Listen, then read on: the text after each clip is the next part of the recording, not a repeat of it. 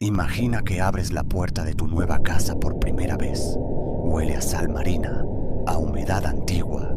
La niebla de Galicia envuelve el acantilado donde está construida. Todo parece perfecto.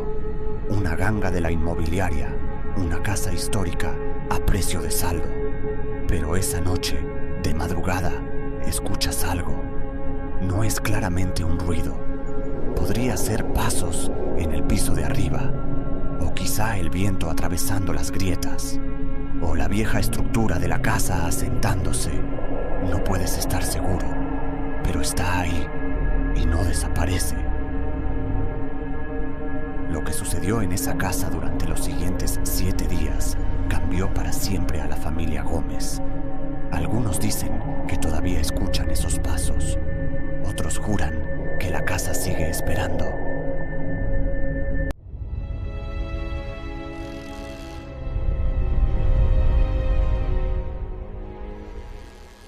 Esto es lo que realmente pasó. Era mediodía del viernes, cuando el coche de Roberto cruzó la verja de hierro oxidado. Atrás venían María, su esposa de 37 años, Lucas, de 16, adolescente, Sofía, de 11, con ojos grandes y curiosos, y Martina, la pequeña, de apenas 7 años, con su conejito de peluche favorito. La casa se erguía como una sombra gris sobre el acantilado. 2 pisos de piedra caliza, tejado de pizarra, ventanas grandes y viejas que parecían ojos vigilantes. Fue construida en 1952. Roberto, ingeniero informático pragmático, no creía en maldiciones. ¿Por qué lleva abandonada desde los 90?, preguntó María. Son historias de pueblo. Nadie quiere una casa vieja en un acantilado. Por eso está tan barata, dijo Roberto. 60.000 euros, una ganga.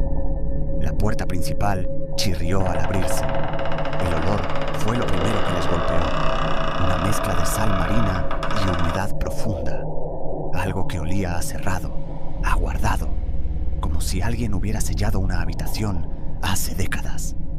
Vamos a necesitar un buen ambientador para este olor, bromeó Roberto. Nadie se rió. La tarde pasó en un caos de cajas, muebles y gritos. La casa tenía sus encantos. Techos altos, una escalera de roble que se elevaba elegantemente, una biblioteca vacía. El sótano era una sorpresa. Amplio, seco, estructurado. Quizá fue bodega en otro tiempo. Por la noche, después de cenar pizza sobre cajas sin desempacar, Roberto fue el primero en irse a dormir. María le siguió más tarde. Lucas se quedó hasta medianoche en el sofá, y entonces llegó la noche. Primera noche fueron pasos, o eso es lo que despertó a María en medio de la noche. Se sentó en la cama. Roberto dormía profundamente.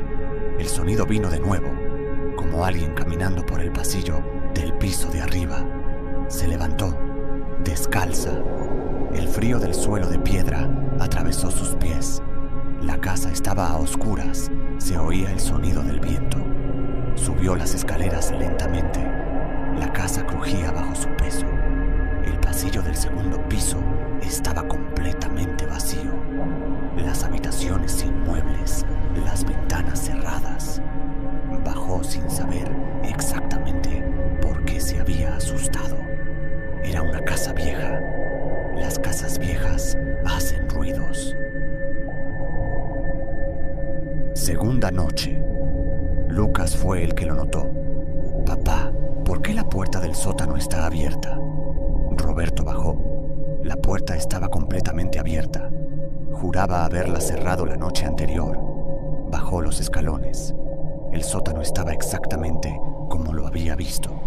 Vacío, paredes de piedra, una única ventana pequeña a nivel de calle que daba a la neblina.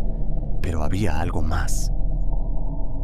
En el suelo, junto a una de las paredes, había polvo movido, como si alguien hubiera arrastrado los pies en círculos.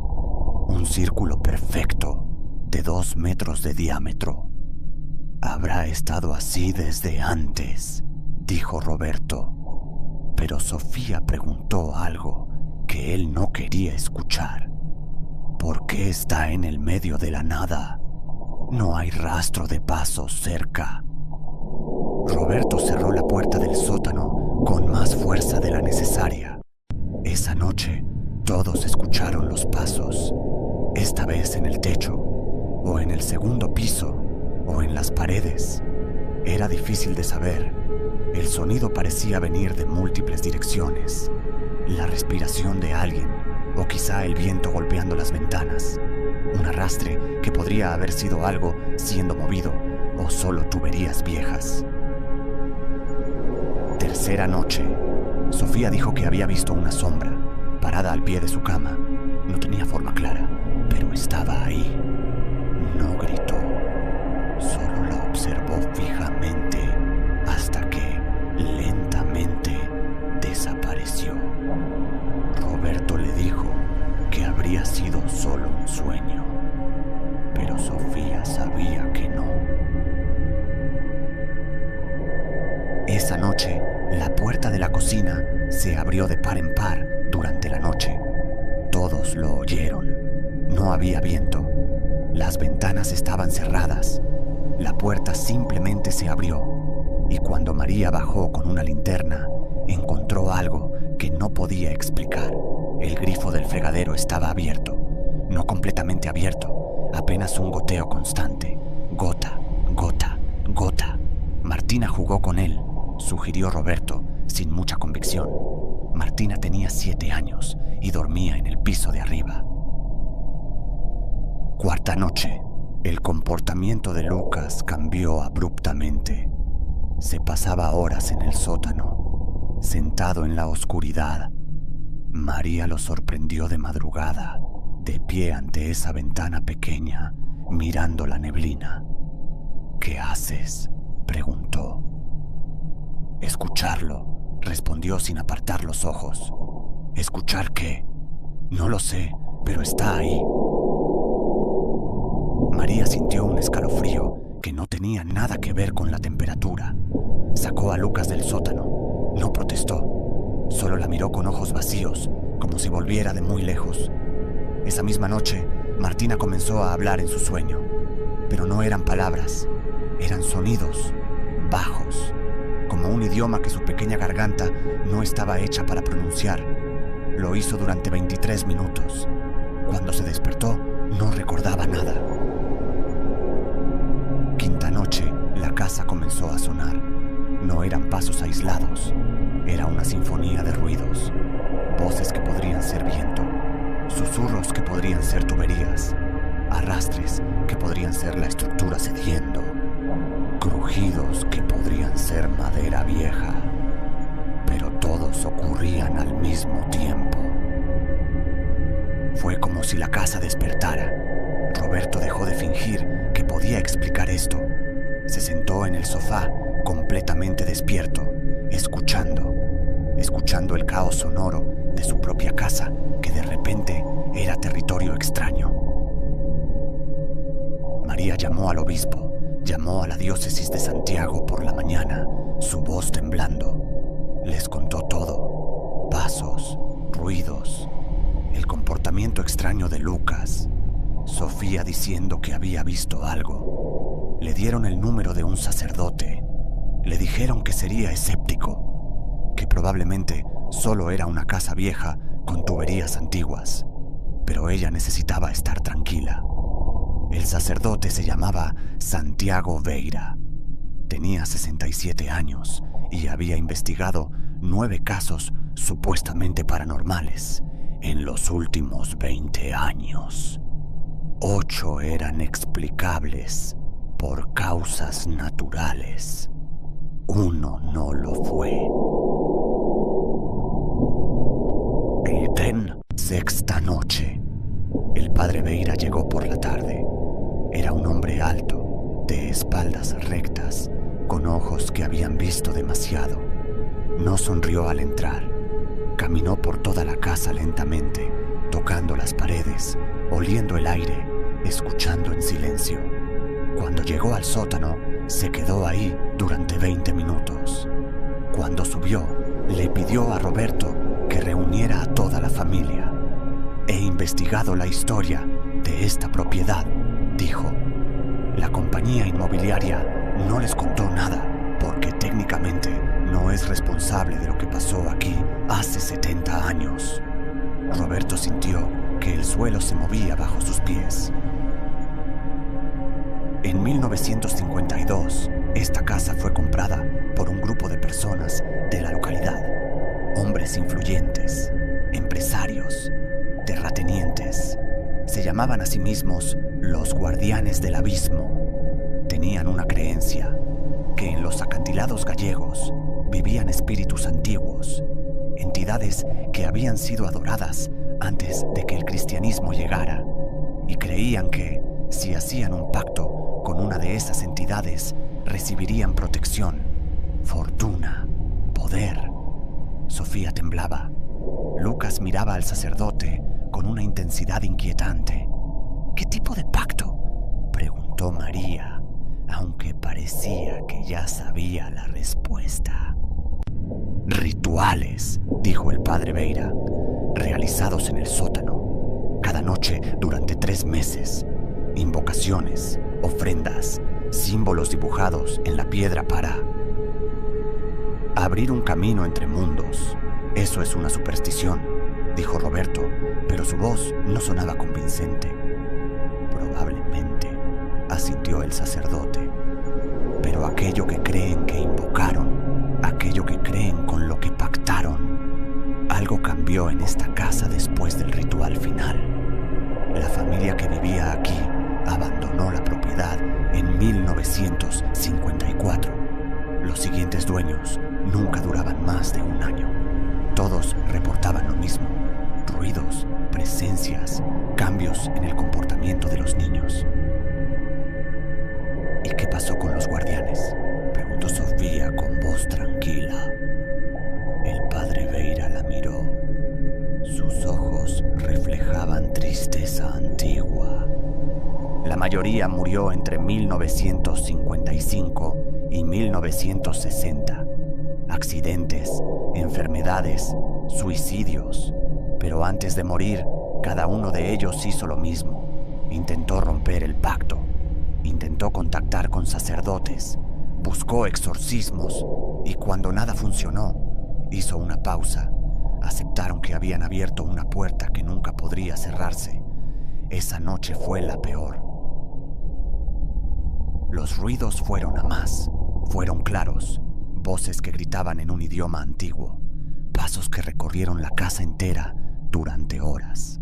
La puerta del sótano se abrió una vez más, pero esta vez con tanta fuerza que el marco se agrietó. Todos se reunieron en la sala de estar. Todos. Incluso Lucas salió del trance en el que había estado los últimos días.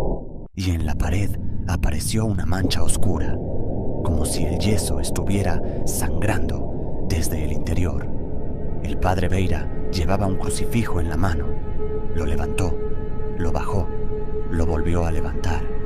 Nada cambió. 7ª noche. Roberto tomó una decisión. Se irían. Esa noche harían las maletas y se marcharían de esa casa maldita. Pero cuando intentó abrir la puerta principal, no se movió. No estaba cerrada, solo no se movía, como si algo la sostuviera desde el otro lado. Intentó la puerta trasera. Igual. Las ventanas estaban intactas. Ninguna estaba abierta. Pero la sensación de que algo, alguna cosa, había cerrado la casa desde adentro fue inconfundible. El pacto, susurró el padre Beira. El pacto dice que están ligados a esta propiedad. No pueden marcharse, no hasta que... ¿Hasta qué?, gritó Roberto, luchando contra la puerta. El sacerdote no respondió. Martina comenzó a hablar de nuevo, pero no mientras dormía. Lo hizo mientras estaba despierta, sentada en el sofá, con los ojos abiertos de par en par. Las palabras salían de su boca en esa voz baja.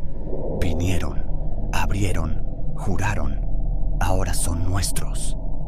María la sacudió. Martina, Martina, regresa.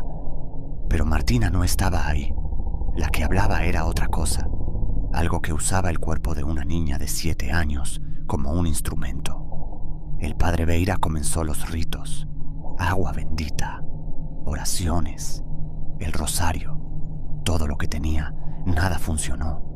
Lucas salió corriendo hacia el sótano. Roberto lo persiguió. Lo encontró de pie ante esa ventana pequeña, con las manos presionadas contra el cristal, intentando romperlo. «Déjame salir», gritaba. Pero no era la voz de Lucas. «Déjame pasar, necesito volver al agua». Roberto lo sujetó. Su hijo era sorprendentemente fuerte, más fuerte de lo que debería ser. Lo levantó del suelo sin esfuerzo. Fue entonces cuando Roberto vio las marcas en el suelo del sótano. No era solo polvo, había símbolos. Símbolos que no habían estado ahí antes. O quizás siempre habían estado debajo del polvo, esperando a que alguien con los ojos abiertos los viera. Formas, círculos dentro de círculos, líneas que formaban patrones imposibles. Y en el centro, un símbolo que el padre Beira reconoció inmediatamente. La marca del pacto, respiró el sacerdote. Esto no es una manifestación, es una invitación. Ellos, la entidad, está usando a los niños para llamar a alguien más, para expandir el círculo. ¿Expandir el círculo?, preguntó María con voz quebrada. El pacto original fue hecho por 9 hombres. Cada uno prometió traer a otra persona, a alguien que perteneciera a su hogar. Y cuando la cadena fuera suficientemente grande, no necesitaba terminar. A medianoche, las campanas de la iglesia del pueblo comenzaron a sonar. No por voluntad de alguien, solo sonaron, una y otra vez.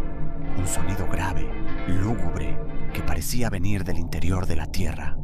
Sofía se desmayó. Martina continuaba murmurando en esa voz que no era la suya. Lucas había entrado en un estado catatónico y Roberto simplemente se sentó en el sofá con María al lado, mirando a la nada, entendiendo finalmente que habían cometido un error del que no había retorno. En la madrugada del viernes, exactamente una semana después de que abrieran la puerta por primera vez, sucedió algo. Las puertas se abrieron, todas, al mismo tiempo, solas. La puerta principal, la puerta trasera, las ventanas, las compuertas del sótano, se abrieron lentamente, dejando entrar la neblina, ese viento salado que parecía venir del fin del mundo. La casa exhaló, y tan rápidamente como todo comenzó, se detuvo. Los ruidos cesaron, las voces se fueron. La presencia que había llenado cada rincón desapareció como si nunca hubiera estado ahí. Sofía se despertó.